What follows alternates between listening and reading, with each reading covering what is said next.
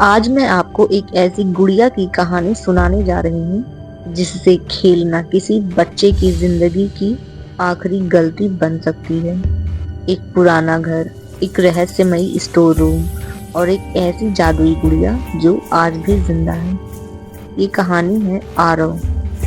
आरव नाम के एक 12 साल के छोटे बच्चे की, जो अपने माता पिता के साथ एक पुराने, थोड़े सुनसान घर में रहने आया था। घर बड़ा था, लेकिन उसमें घुसते ही ऐसा लगा जैसे किसी ठंडी हवा ने शरीर को जकड़ लिया हो। मकान मालिक ने घर का ताला सौंपते हुए कहा, सिर्फ एक बात है, स्टोर रूम बिल्कुल मत खोलना, वहाँ पुरानी चीजें हैं। आरव को ये बात तभी से अजीब लगी। एक शाम बिजली चली गई। हाथ में टॉर्च लिए आरव घर के अंदर घूम रहा था। टॉर्च की रोशनी अचानक स्टोर रूम के दरवाजे पर पड़ी, जो आधा खुला हुआ था, जबकि उसमें तो ताला होना चाहिए था। जिज्ञासा में वो अंदर गया। कमरा पुरानी चीजों से भरा था और तभी उसकी नजर पड़ी एक पुरानी नीली फ्रॉक वाली गुड़िया जो कुर्सी पर बैठी थी। गुड़िया की आंखें कुछ ज्यादा ही वास्तविक लगती थीं, जैसे वो आरव को घूर रही है। आरव ने जैसे ही उसे हाथ लगाया, गुड़िया की बर्फ जैसी ठंडी त्वचा से उसके रोंगटे खड़े हो गए। वो डर कर कमरे से बाहर भाग आया। उसी रात करीब 2 बजे आरव अचानक हंसी की हल्की आवाज से जागा। उसने लाइट ऑन की और उसके डर से आंखें फैल गईं। वही गुड़िया उसके कमरे की कुर्सी पर बैठी थी। वो तो अभी शाम में स्टोर रूम में रख कर आया था।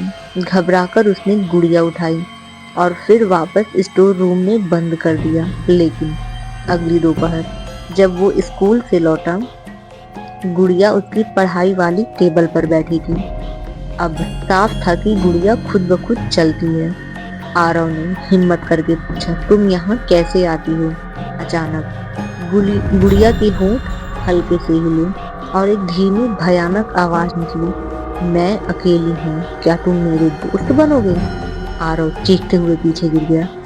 रात को उसके कमरे की दीवार पर लाल रंग में लिखा मिला, दोस्ती कर लो वरना तुम्हें ले जाऊंगी। उसका खून सूख गया था। डरते डरते आरव ने मकान मालिक की पुरानी डायरी पढ़ी। उसमें लिखा था, ये गुड़िया मेरी बेटी रिया की थी।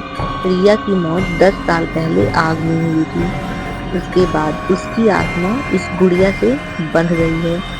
वो बच्चों को अपना दोस्त बनाना चाहती है हमेशा के लिए। आरव की हालत खराब हो गई। वो घर में अकेला बच्चा था। उस दिन रात हवा बहुत तेज थी। खिड़कियां अपने आप खुद बंद हो रही थीं। अचानक आरव के कमरे का दरवाजा जोर से बंद हो गया। फर्श पर छोटे छोटे पैरों के निशान बन रहे थे और गुड़िया धीरे धीरे उसकी तरफ बढ़ रही थी।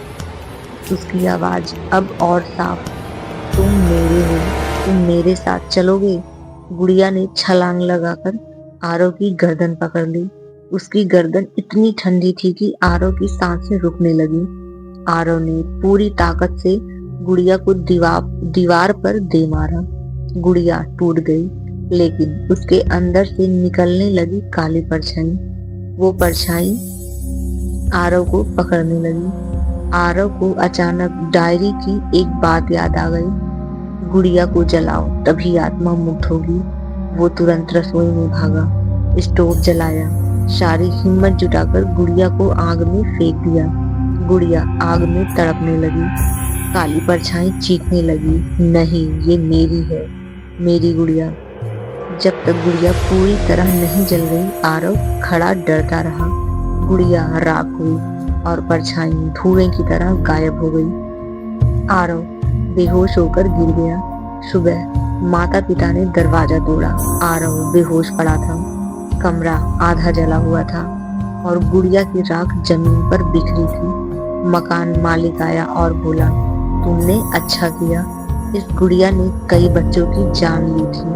लेकिन जाते जाते उसने धीमी आवाज में कहा, एक बात का ध्यान रखना, अगर राख का एक कण बच गया तो खतरा फिर लौट आएगा। आरव की नजर खिड़की के पास पड़ी एक थैली पर गई। उसमें से राख का एक टुकड़ा गायब था। और तब दरवाजे के पीछे से हल्की बच्ची जैसी हंसी गूंजी। दोस्ती करोगे?